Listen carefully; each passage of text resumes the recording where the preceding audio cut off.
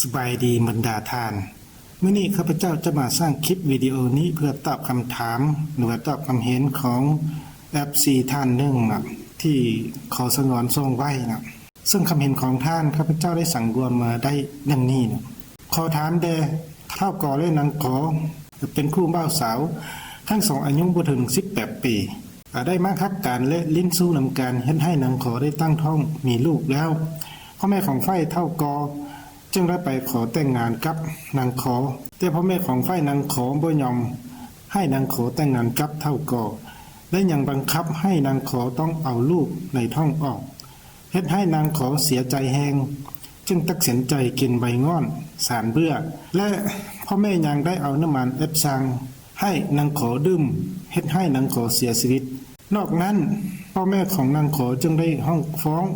เท่ากอในข้อหาข่มขืนทำสำเราเด็กต่อเจ้าหน้าที่เพื่อดำเนินคดีตามกฎหมายสนานต่อกับปัญหาดังกล่าว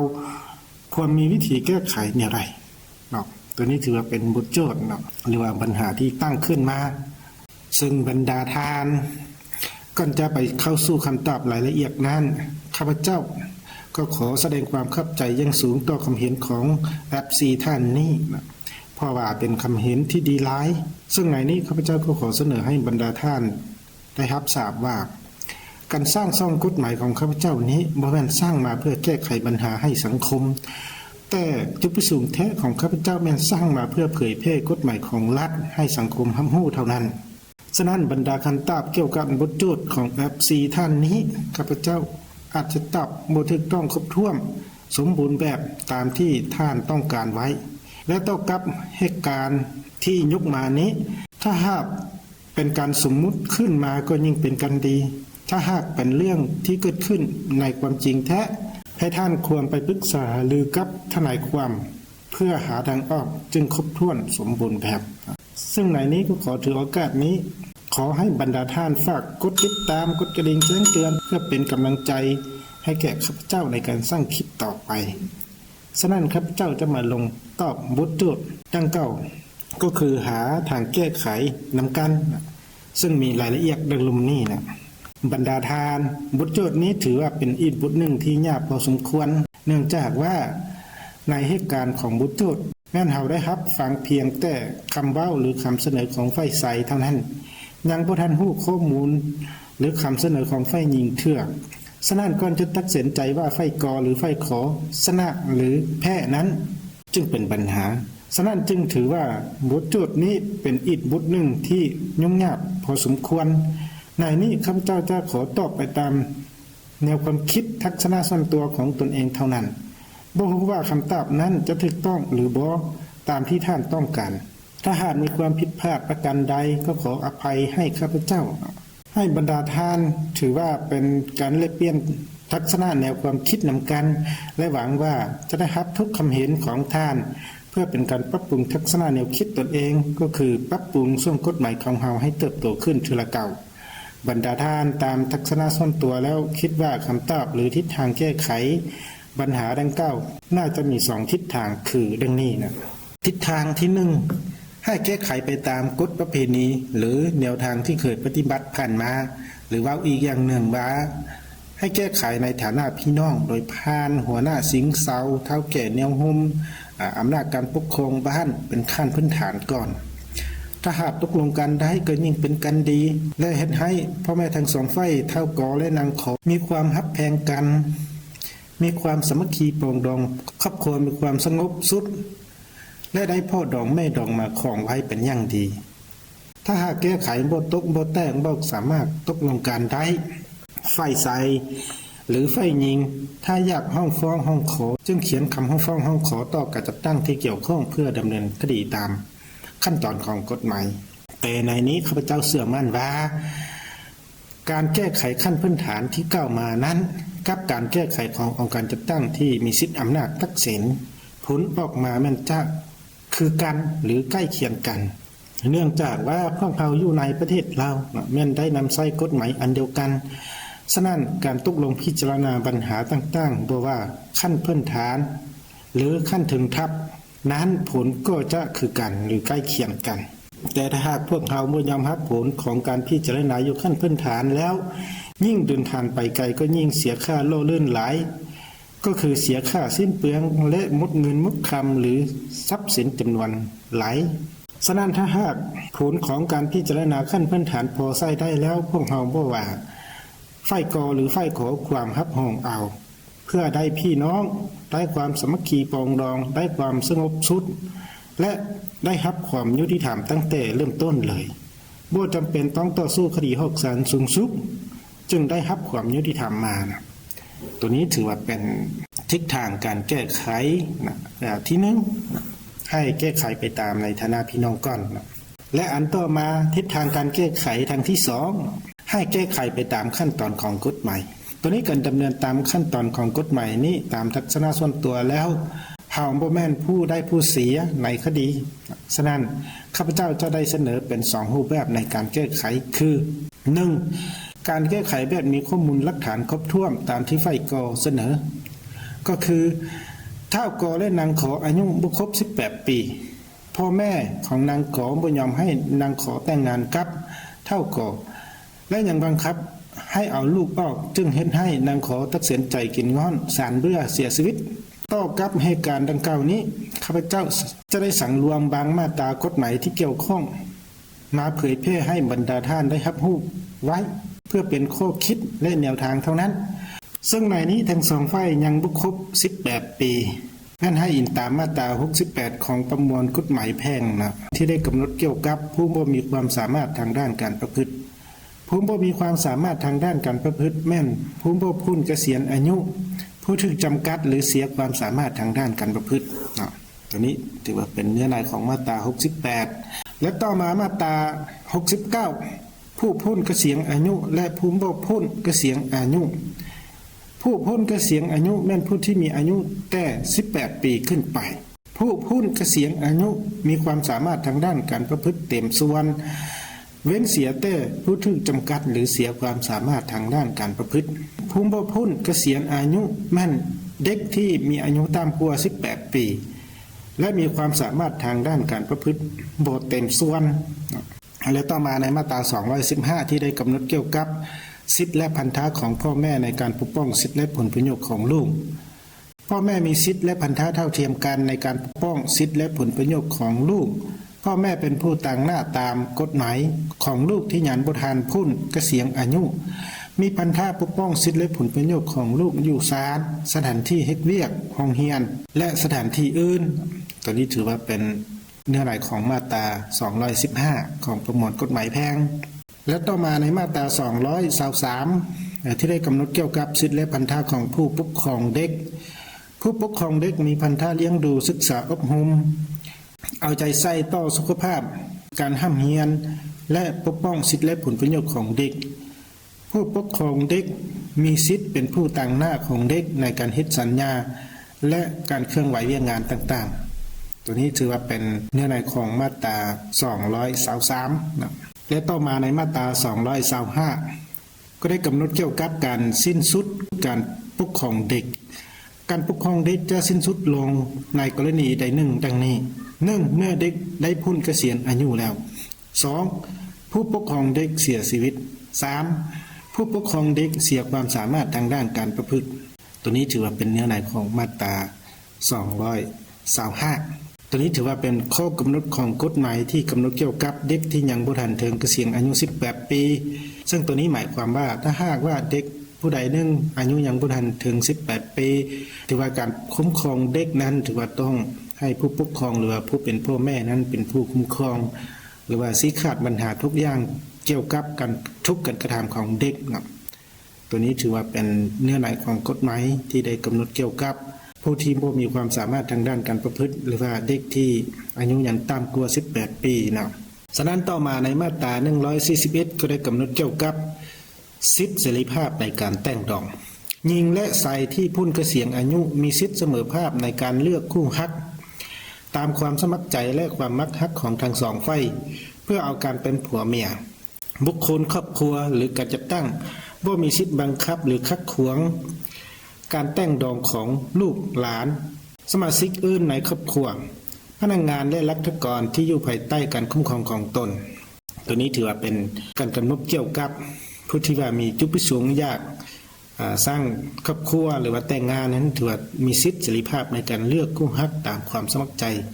แต่ว่าในนี้ต้องเข้าใจว่าต้องเป็นผู้ที่พ้นเกษียณอายุ18 ปีขึ้นไปนะ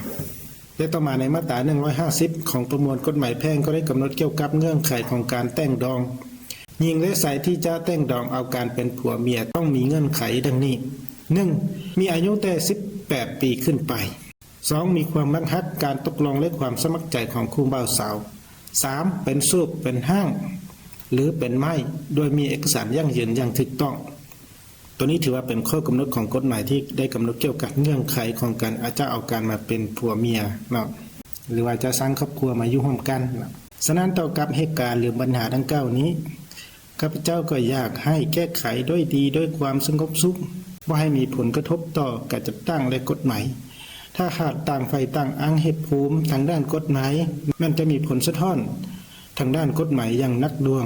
ต่อกับบรรดาท่านนะซึ่งในนี้ในมาตรา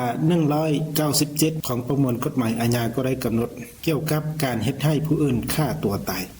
บุคคลใดหากใดประพฤติอย่างปัดเทือนเฮ็ดให้มีความย้านกลัวต่อเนื่อง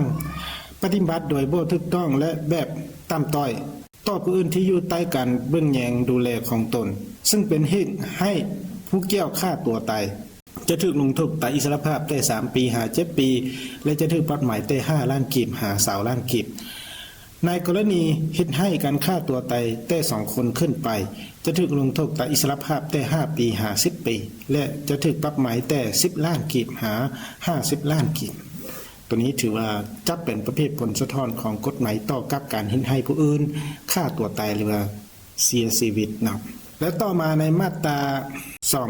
201ก็ได้กำหนดเกี่ยวกับการลู่ลูกโดยบ่ถูกต้องตามกฎหมายบุคคลใดหากได้กระทำลู่ลูกให้ผู้อื่นอย่างผิดกฎหมายจะถูกลงโทษตัดอิสรภาพแต่1 ปีหา3 ปีและจะถูกปรับหมายแต่5 ล้านกีบหา15 ล้านกีบในกรณีที่ผู้กระทำผิดได้ทำการลู่ลูกให้ผู้อื่นเป็นอาจินหรือในกรณีที่การลู่ลูกโดยบ่ถูกต้องตามกฎหมายนั้นได้เฮ็ดให้สุขภาพของแม่ทรุดโทรมหรือเฮ็ดให้แม่เสียชีวิตจะถูกลงโทษตัดอิสรภาพแต่5 ปีหา7 ปีและจะถูกปรับหมายแต่7 ล้านกีบหา20 ล้านกีบผู้หญิงใดหากได้ทำการลู่ลูกด้วยตนเองหรือใช้ผู้อื่นเฮ็ดให้โดยบ่ถูกต้องตามกฎหมายจะถูกลงโทษตัดอิสรภาพได้3 เดือนหา1 ปีและจะถูกปรับหมายแต่3 ล้านกีบหา10 ล้านกีบความพยายามก่อการกระทำผิดก็จะถูกลงโทษตัวนี้ถือว่าเป็นการกำหนดเกี่ยวกับผลของการลู่ลูกโดยบ่ถูกต้องตามกฎหมายหรือว่าการเอาลูกออกเนาะและต่อมาในมาตรา268ที่ได้กำหนดเกี่ยวกับการบังคับให้แต่งดองหรือย่าห้างและการกีดกั้นการแต่งดองหรือย่าห้างบุคคลใดหากได้บังคับผู้ที่อยู่ภายใต้การคุ้มครองของตนให้แต่งดองย่าห้างหรือกีดกั้นการแต่งดองหรือการย่าห้างจะถูกปรับหมายแต่2 ล้านกีบหา5 ล้านกีบบุคคลใดหากได้ใช้ความข่มเหงหรือข่มขู่ทางด้านจิตใจเพื่อบังคับให้ผู้ที่อยู่ภายใต้การคุ้มครองของตนให้แต่งดองย่าห้างหรือกีดกั้นการแต่งดองหรือการย่าห้างจะถูกลงโทษตัดอิสรภาพแต่3 เดือนหา1 ปี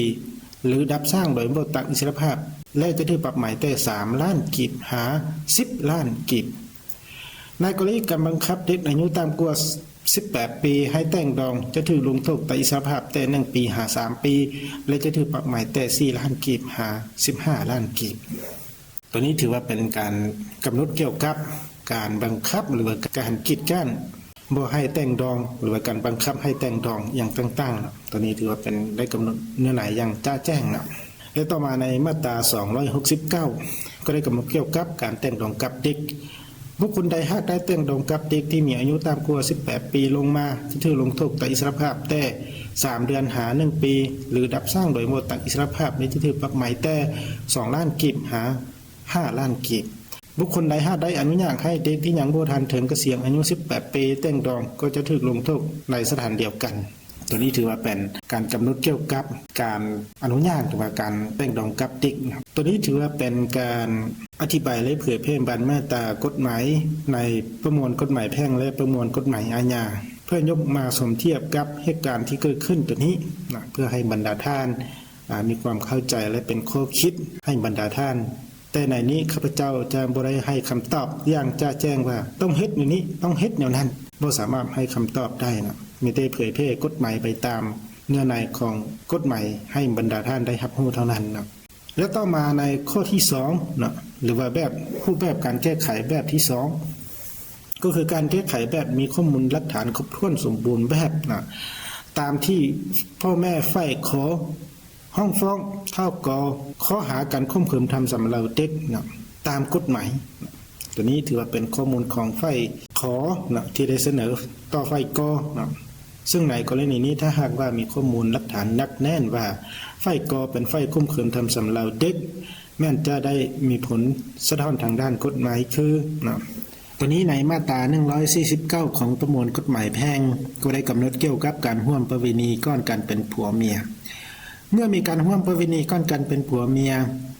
ถ้าหากใส่สู้บ่เอาหญิงสู้เป็นเมียแล้วใส่สู้นั้นก็จะเสียค่าฟื้นฟูปลอแปลงจิตใจค่าทำขวัญหญิงสู้หรือครอบครัวของหญิงสู้ตามฮิบของประเพณี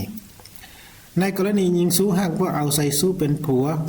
ก็จะบ่มีการเสียค่าปลอแปลงจิตใจค่าทำขวัญนั่นแต่อย่างใด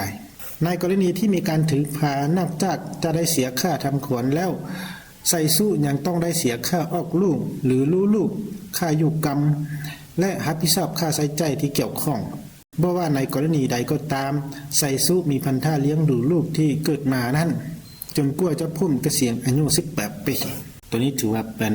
การกำหนดเกี่ยวกับการร่วมประเวณีก่อนการเป็นผัวเมียหรือว่าการมีลูกก่อนการเป็นผัวเมียนะ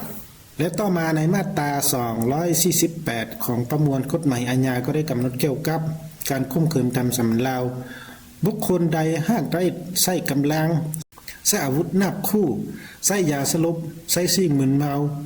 หรือใช้วิธีอื่นที่เฮ็ดให้ผู้อื่นตกอยู่ในสภาพบ่สามารถช่วยเหลือตนเองได้หรือฉวยโอกาสเพื่อทำสำเราด้วยการขืนใจของผู้เกี่ยวจะถูกลงโทษไปอิสรภาพแต่4 ปีหา6 ปีและจะถูกปรับไหมแต่5 ล้านกีบหา30 ล้านกีบในกรณีที่ผู้กระทำผิดหาได้ข่มขืนทำสำเราผู้หญิงที่มีอายุแต่15 ปีหาต่ำกว่า18 ปีที่อยู่ในการคุ้มครองดูแลของตนและการเป็นปัวของตนจะถูกลงโทษไปอิสรภาพแต่6 ปีหา10 ปีและจะถูกปรับไหมแต่7 ล้านกีบหา50 ล้านกีบในกรณีที่ผู้กระทำผิดหาได้ข่มขืนทำสำเราด้วยวิธีเปลี่ยนเผียงกันข่มขืนทำสำเราเด็กที่มีอายุต่ำกว่า15 ปีได้ทำให้ห่างไกลผู้หญิงในเวลาข่มขืนหรือเฮ็ดให้ผู้หญิงพิการตลอดชีวิตหรือเสียชีวิตจะถูกลงโทษไปอิสรภาพแต่10 ปีหา20 ปีหรือตัดอิสรภาพตลอดชีวิตและจะถูกปรับไหมแต่10 ล้านกีบหา70 ล้านกีบความพยายามก่อการกระทำผิดก็จะถูกลงโทษตัวนี้ถือว่าเป็นเนื้อในของมาตรา248ที่ได้กำหนดเกี่ยวกับการข่มขืนทำสำเราและต่อมามาตรา250การทำสำเราเด็กบุคคลใดหากได้ร่วมเพศกับเด็กหญิงหรือเด็กชายที่มีอายุต่ำกว่า18 ปีลงมาหา15 ปีโดยการตัวย่อหลอกลวงซื้อจ้างจอบออยหรือหุบการอื่นเพื่อเฮ็ดให้เด็กสมยอมและปฏิบัติตามจะถูกลงโทษไปอิสรภาพแต่1 ปีหา3 ปีและจะถูกปรับไหมแต่3 ล้านกีบหา5 ล้านกีบบุคคลใดหากได้ร่วมเพศกับเด็กหญิงหรือเด็กชายที่มีอายุต่ำกว่า15 ปีหา12 ปีโดยการจ่ายค่าตอบแทนหรือตอบสนองผลประโยชน์ด้วยหุบการใดหนึ่งจะถูกลงโทษไปอิสรภาพแต่3 ปีหา5 ปีและจะถูกปรับไหมแต่5 ล้านกีบหา7 ล้านกีบบุคคลใดหากได้ร่วมเพศกับเด็กหญิงหรือเด็กชายที่มีอายุต่ำกว่า12 ปีด้วยหุบการใดก็ตามถือว่าเป็นการข่มขืนทำสำเราเด็กและจะถูกลงโทษไปอิสรภาพแต่10 ปีหา15 ปีและจะถูกปรับไหมแต่7 ล้านกีบหา15 ล้านกีบบุคคลใดที่ได้เสนอรับเอาจักหาหรือสนองเด็กที่มีอายุต่ำกว่า18 ปีลงมาให้ไขประเวณีถือว่าเป็นการกระทำผิดและจะถูกลงโทษไปอิสรภาพตามที่ได้กำหนดไว้ในมาตรา254ของประมวลกฎหมายฉบับนี้ตัวนี้ถือว่าเป็นบางมาตราของประมวลกฎหมายอาญาที่ได้กำหนดเกี่ยวกับ การร่วมเพศหรือว่าการกระทำผิดต่อเด็กหรือว่าการทำสำเราเด็กเนาะฉะนั้นนอกจากที่ว่ามีผลทางอาญาแล้วเนาะถ้าหากว่าได้ทำสำเราเด็กเนาะให้เด็กนั้นได้รับความเสียหายอย่างหลวงหลายนอกจากที่มีความรับผิดชอบต่อทางอาญาแล้วผู้เกี่ยวก็อาจจะได้ใช้แทงค่าเสียหายทางแพ่งนะไปตามมาตรา472นะที่ได้กำหนดเกี่ยวกับการละเมิดนะการละเมิดแม่นการกระทำหรือการเมินเสยโดยเจตนาหรือด้วยความบ่ระมัดระวังของบุคคลใดหนึ่งที่ขับกับกฎหมายและระเบียบการซึ่งผู้ละเมิดนั้นต้องรับผิดชอบใช้แทนค่าเสียหายที่ตนได้ก่อขึ้นเว้นเสียแต่ความเสียหายนั้นหากเนื่องจากการป้องกันตัวการปฏิบัติหน้าที่ที่ถูกต้องตามกฎหมายหรือย้อนความผิดของผู้ถูกเสียหายเองเนาะตัวนี้เป็นการกำหนดเกี่ยวกับความเสียหายหรือว่าระดับความเสียหายที่ต้องได้ใช้แทนให้แก่ผู้อื่นเนาะแล้วต่อมาในมาตรา475ก็ได้กำหนดเกี่ยวกับประเภทความเสียหายประเภทความเสียหายมีประเภทดังนี้ 1. ทางด้านทรัพย์ 2. ทางด้านสุขภาพหรือชีวิต 3. ทางด้านชื่อเสียงเกียรติศักดิ์ศรี 4. ทางด้านจิตใจ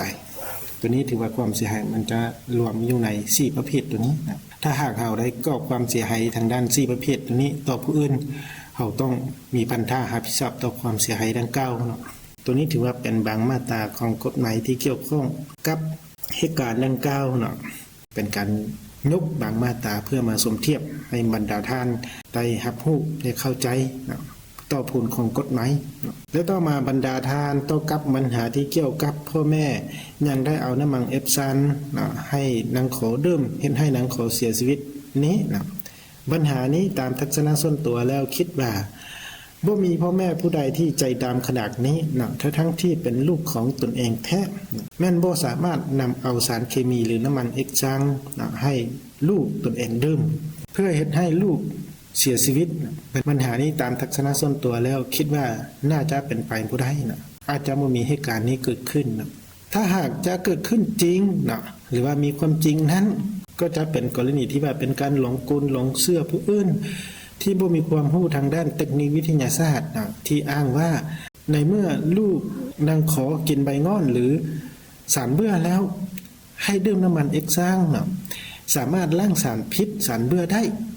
ถ้าเป็นกรณีนี้ก็อาจเป็นไปได้ที่พ่อแม่อาจจะเอาน้ำมันสางให้ลูกของตนเองกินดื่มตัวนี้ถือว่าเป็นอีกกรณีหนึ่งที่ว่าพ่อแม่อาจจะเอาน้ำมันเอฟซังให้ลูกของตนเองดื่มตัวนี้อาจเป็นไปได้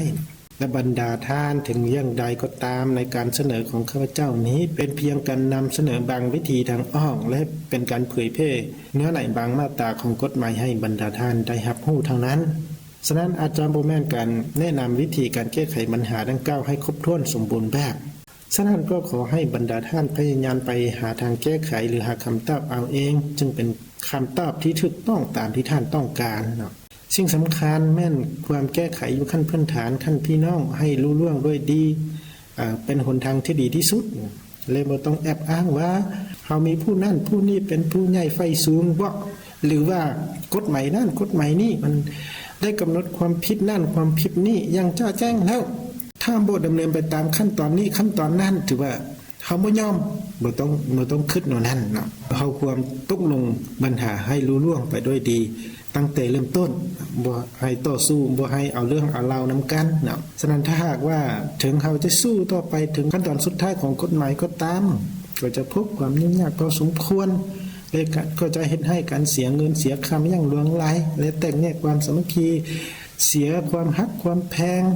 เสียพี่เสียน้องของบรรดาท่านนะฉะนั้นก็นำเสนอคำตอบของบทโจทย์นี้มาฮอดนี้ก็ได้สิ้นสุดลงเพียงเท่านี้ซึ่งจะได้พบกันในคลิปหน้านะขอขอบใจนะ